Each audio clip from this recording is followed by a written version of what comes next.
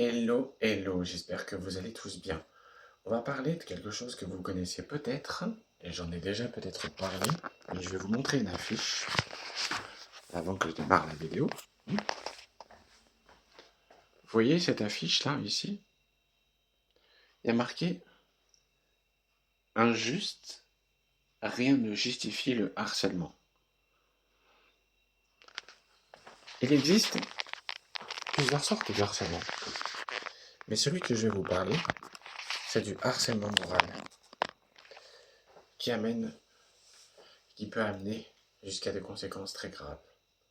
Car oui, le harcèlement, quelle que soit sa nature, elle peut vous amener soit à la mort, soit à vous enfermer dans un burn-out, c'est-à-dire être enfermé vous-même, ne plus sortir, avoir peur de tout le monde.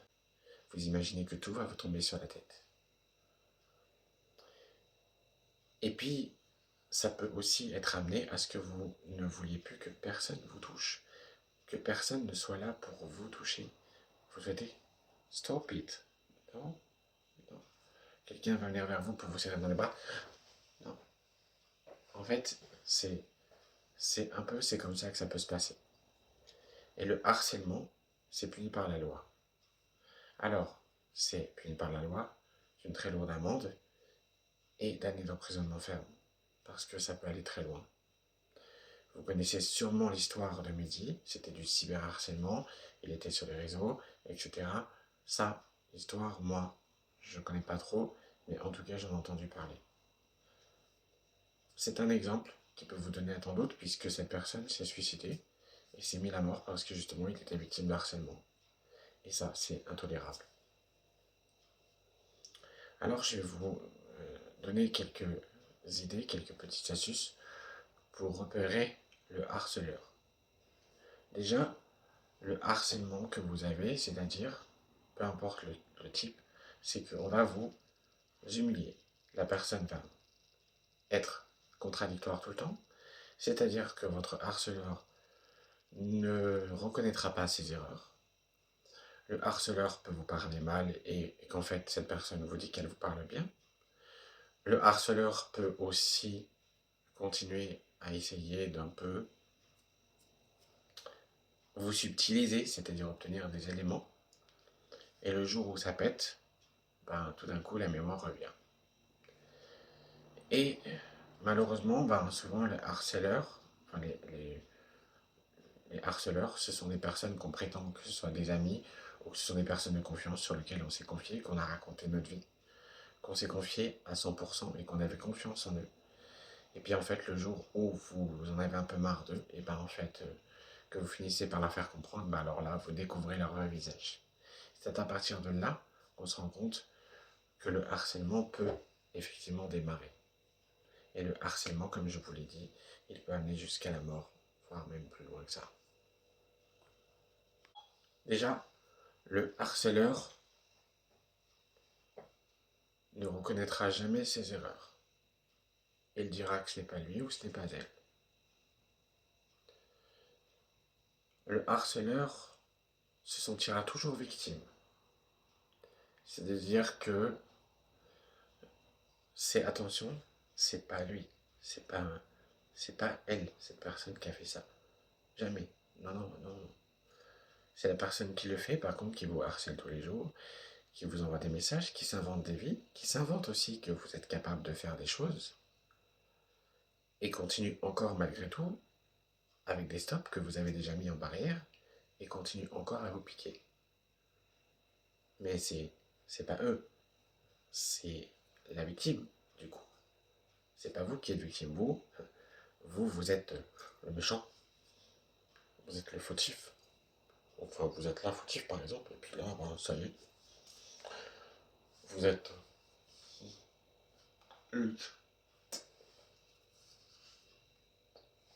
voilà, vous avez les pectoraux qui sont comme ça, là, qui sont relevés, et puis hop là, vous êtes le méchant.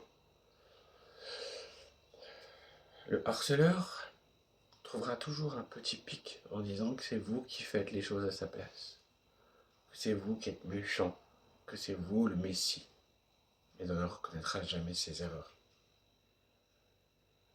quand vous commencez à vous rendre compte de cette chose-là, il est impératif de stopper tout contact.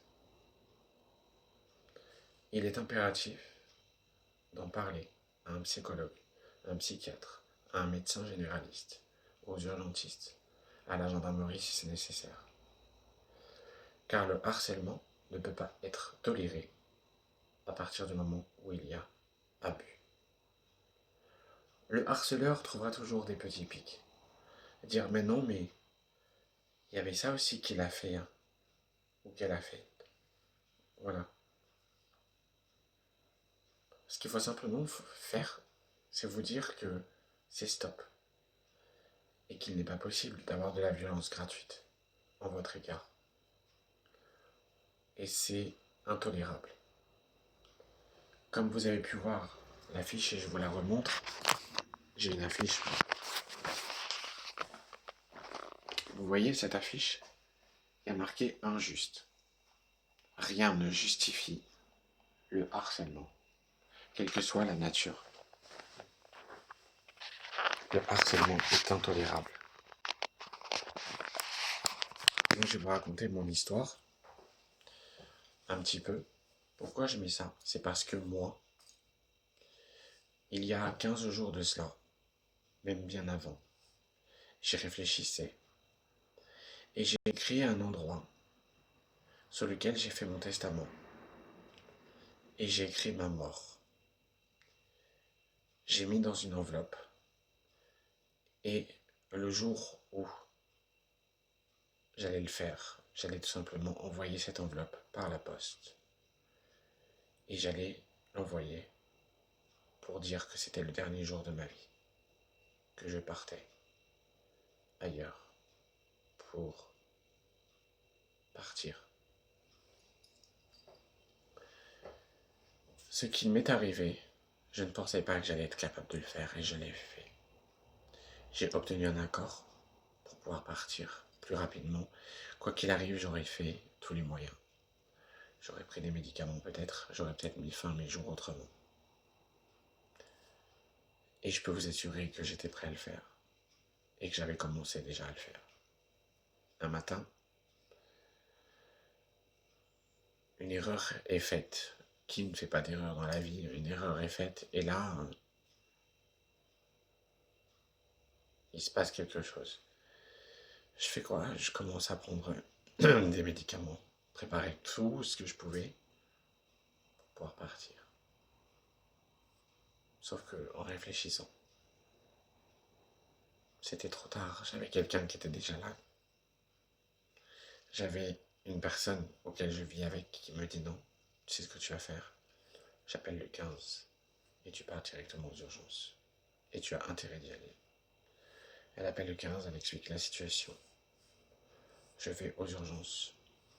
On me demande de me faire hospitaliser. Au départ, j'accepte. Puis finalement, on me demande d'aller au-delà des limites. On ne m'hospitalise pas. On ne me met pas en service libre.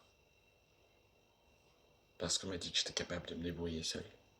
Par contre, j'ai été aidé par des gens formidables qui m'ont aidé, qui m'ont accompagné jusqu'au bout et qui, j'espère, cette justice sera faite. Parce que c'est intolérable et ce n'est pas qu'à moi que ça arrive. Il y en a d'autres qui ont peur, énormément peur, et je n'effacerai pas cette vidéo. On pourra me demander ce qu'on voudra, je ne la retirerai pas. Justement, je voudrais défendre la cause du harcèlement, parce que ça n'arrive pas qu'aux autres. Quand ça arrive aux autres, on ne s'en rend pas compte. On se dit, tiens, c'est arrivé à telle et telle personne. Voilà, c'est dommage, c'est triste. Mais quand ça nous arrive à nous, c'est encore plus pire. Donc là, il y a une première partie, mais il y en aura une deuxième partie juste après. J'espère en tout cas que vous me comprendrez, et j'espère que vous ne m'en voudrez pas. En tout cas, moi, je remercie beaucoup les personnes qui m'ont entouré, qui m'ont aidé, et j'espère à tout prix, et franchement, je croise les doigts, bref, que ce soit réglé pour que je puisse vivre une vie normale. Parce qu'en attendant, ma vie a été empoisonnée durant tout ce temps-là.